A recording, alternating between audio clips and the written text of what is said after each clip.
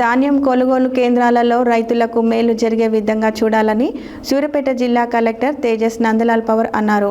గురువారం సూర్యాపేట రూరల్ మండలం ఎర్కారం గ్రామంలో పిఎస్ఎస్ ఆధ్వర్యంలో ఏర్పాటు చేసిన వరి ధాన్యం కొనుగోలు కేంద్రాన్ని మార్కెట్ కమిటీ చైర్మన్ కొప్పుల వేణారెడ్డితో కలిసి కలెక్టర్ కొబ్బరికాయ కొట్టి ప్రారంభించారు. తదుపరి పత్రికా విలేకరులతో మాట్లాడుతూ జిల్లాలో ఇప్పటి వరకు 281 ధాన్యం కొనుగోలు కేంద్రాలను ప్రారంభించారు. ధాన్యం కొనుగోలు కేంద్రాలలో రైతులకు మేలు జరిగే విధంగా చూడాలని సూర్యాపేట జిల్లా కలెక్టర్ తేజస్ నందలాల్ పవార్ అన్నారు. గురువారం సూర్యాపేట రూరల్ మండలం ఎర్కారం గ్రామంలో పిఎస్సిఎస్ ఆధ్వర్యంలో ఏర్పాటు చేసిన వరి ధాన్యం కొనుగోలు కేంద్రాన్ని మార్కెట్ కమిటీ చైర్మన్ కొప్పుల వేణారెడ్డితో కలిసి కలెక్టర్ కొబ్బరికాయ కొట్టి ప్రారంభించారు.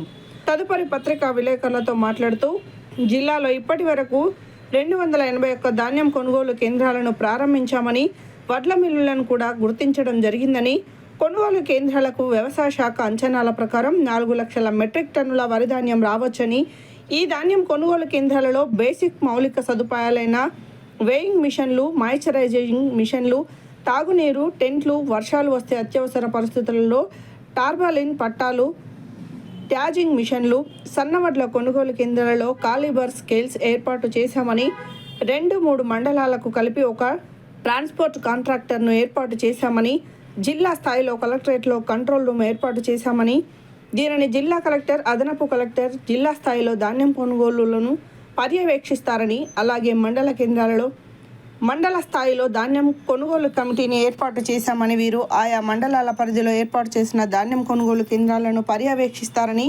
కొనుగోలు ప్రక్రియలో ఎలాంటి జాప్యం లేకుండా వెంటనే కాంటాలు వేయాలని సూచించారు. అకాల వర్షాలు వచ్చే అవకాశం ఉన్నందున రైతులను ముందుగానే అప్రమత్తం చేయాలని తెలిపారు. ఆలస్యం లేకుండా 2-3 రోజుల్లో వరి ధాన్యానికి కాంటాలు పూర్తి చేయాలని సూచించారు.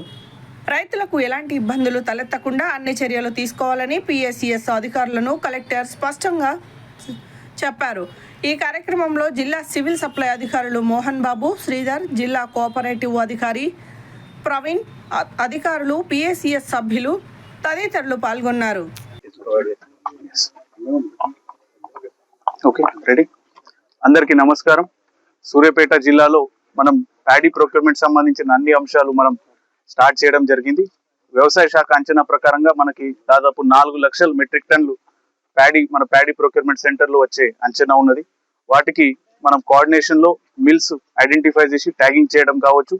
అదేవిధంగా 281 ప్యాడీ ప్రొక్యూర్మెంట్ సెంటర్లు మనం ఇప్పుడు దాకా శాంక్షన్ చేసి ఉన్నాం. వాటికి ఓపెన్ చేయడం జరుగుతూ ఉన్నది. ప్యాడీ ప్రొక్యూర్మెంట్ సెంటర్ ఎక్కడైతే ఏర్పాటు చేస్తున్నాం వాటిలో మనం బేసిక్ రిక్వైర్మెంట్ ఏదైతే ఉన్నదో దీంట్లో ప్రొక్యూర్మెంట్ సంబంధించి వెయింగ్ స్కేల్ కావచ్చు, మాయిశ్చర్ స్కేల్ కావచ్చు, అక్కడ సన్న సెంటర్ ఉంటే క్యాలిపర్స్ కావచ్చు, అదేవిధంగా అక్కడ నీడ కానీ, మంచినీళ్ళ సౌకర్యం కానీ, అదేవిధంగా ఒక ఫ్లెక్సీలో రేట్ చార్ట్ కానీ అన్ని అంశాలు డిస్ప్లే చేయడం ప్రత్యేకంగా ఆదేశించడం జరిగింది. అదేవిధంగా అకాల వర్షాలు మనం దృష్ట్యా పెట్టుకొని కొన్ని టర్పోలిన్ షీట్స్ కూడా ప్రతి సెంటర్లకి మనం అలాట్ చేయడం జరిగి ఉన్నది. ప్రతి సెంటర్ కి ట్యాగింగ్ ఇచ్చి వాటిలో ట్రాన్స్పోర్ట్ కాంట్రాక్టర్స్ కూడా మనం 2-3 మండలాలు కలిపి ఒక ట్రాన్స్పోర్ట్ కాంట్రాక్టర్ నిర్ధారితం చేసి ఉన్నాం. వాళ్ళకి అలాట్ చేసి ఆ ప్యాడీ ప్రొక్యూర్మెంట్ ప్రక్రియ సజావుగా ప్రభుత్వం ఇచ్చిన ఆదేశాల ప్రకారంగా రైతులకు ఇబ్బంది జరగకుండా ప్రయారిటీ కింద చేయాలని అందరికీ ఆదేశిస్తా ఉన్నాం. ఈ విషయంలో జిల్లా స్థాయిలో కూడా ఒక కంట్రోల్ రూమ్ మనం ఏర్పాటు చేయడం జరిగింది.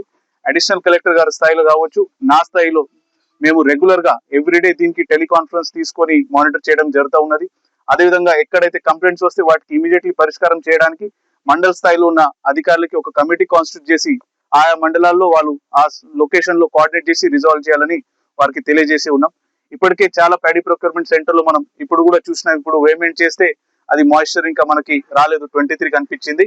బట్ ఇమీడియట్లీ మంచి ఎండలు ఉన్నాయి కాబట్టి 1-2 days లోనే మాయిశ్చర్ వచ్చి అది బ్యాగ్స్ మనం నింపి ఇమీడియట్లీ మిల్స్ కి తరలించాలని వారికి మనం ఆదేశాలు ఇచ్చి ఉన్నాం. అది కోఆర్డినేట్ చేస్తూ ఉన్నాం. ప్రత్యేకంగా మీకు తెలిసిన విషయం, ఎఫ్ఏక్యూ నామ్స్ ప్రకారంగా మనం పంపిస్తే దీంట్లో ఫారెన్ మ్యాటర్ కావచ్చు, తాలుతరులు కావచ్చు, మాయిశ్చర్ కావచ్చు, ఇవి ఖచ్చితంగా పాటించాల్సి ఉంటుంది. కొన్ని చోట మనం ఏం ఐడెంటిఫై చేస్తూ ఉన్నామంటే అది క్లీనింగ్ చేయకుండా పంపిస్తే ఆ కొన్ని ఇష్యూస్ మనకు కనిపిస్తూ ఉన్నాయి. ఆన్ అండ్ ఆఫ్ ఎవ్రీడే మనం ఎక్కడైతే కంప్లైంట్ వస్తే మా అధికారులు, సిబ్బంది ఇమీడియట్లీ ఆ మిల్లర్స్ దగ్గర పోయి కోఆర్డినేట్ చేసి వెరిఫై చేసి దాని మీద చర్యలు తీసుకుంటా ఉన్నాం. ఆ విషయంలో ఎక్కడైనా కంప్లైంట్స్ వస్తే ఇమీడియట్ కోఆర్డినేషన్ కూడా చేస్తాం. ఈ విషయంలో మీ ద్వారా రైతులు కూడా మేము ప్రత్యేకంగా విజ్ఞప్తి చేస్తా ఉన్నాం.